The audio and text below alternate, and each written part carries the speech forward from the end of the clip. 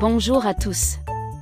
El Hadj Mamadou Saliou Camara, Allah réservera une grande récompense à celui qui jeûne Arafat.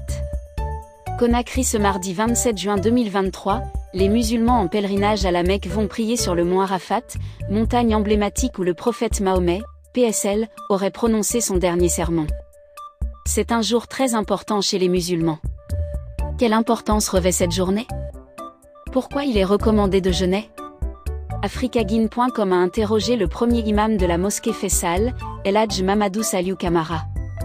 Avant de commencer, assurez-vous de vous abonner et d'activer la cloche de notification pour ne rien manquer de nos prochaines vidéos. C'est parti. La journée du mardi 27 juin, correspondant au jour d'Arafat. Parlez-nous de cette journée, El Hadj Mamadou Saliou Camara. Avant tout, les pèlerins se retrouvent à Vallée de Mina, à la Mecque. De là, ils se dirigeront demain à la montagne emblématique des Arafat. Il est ainsi recommandé à ceux qui sont en pèlerinage d'effectuer le tawaf, circumambulation autour de la Kaaba, des bénédictions et d'intenses prières pour leurs pays respectifs et se donner des conseils là-bas. Et ceux qui n'ont pas été à la Mecque, nous devons consacrer cette journée au jeûne.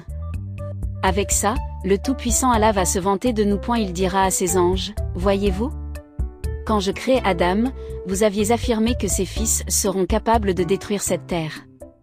Vous ne saviez pas que cette période allait arriver où mes esclaves seront en mesure de se mettre en blanc pour dire en chœur Labaïka Allahumma Labaïka. Jeûner ce jour expie-t-il tous les péchés, c'est un grand jour, au cours duquel tout musulman doit être courageux pour jeûner.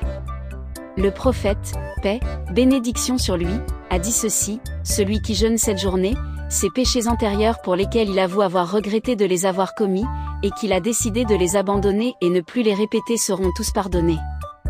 En outre, Allah te réservera une bonne récompense suite à cela. Au lendemain de Arafat, c'est la fête de Tabaski qui suivra naturellement. Et ce jour également, il y a un rite qui consiste à immoler un mouton. Quels sont ceux qui sont concernés? Le jour de la fête de Tabaski, les musulmans devront poursuivre également leurs efforts pour le sacrifice comme l'avait fait le prophète Ibrahim. Le messager d'Allah a fait savoir qu'il n'y a pas un acte posé qui puisse plaire au Tout-Puissant ce jour, que l'immolation d'une bête en guise de sacrifice. Cet acte est d'une importance capitale. Est-ce une obligation? C'est une question de moyens. Si tu parviens à le faire, c'est bien. Au contraire, même si tu as l'habitude de le faire mais tu n'as pas les moyens cette année, cela ne devient pas une obligation pour toi. Tant que tu as les moyens, tu devrais faire ce sacrifice, mais si les moyens te manquent, tu n'as rien à te reprocher. C'est comme l'aumône du jeûne de Ramadan et le pèlerinage. Bref, c'est une question de moyens. Après l'immolation, comment le partage de la viande devrait être fait? La viande de l'animal immolé devrait être partagée à la famille et aux nécessiteux. Quelles sont les personnes concernées pour l'immolation?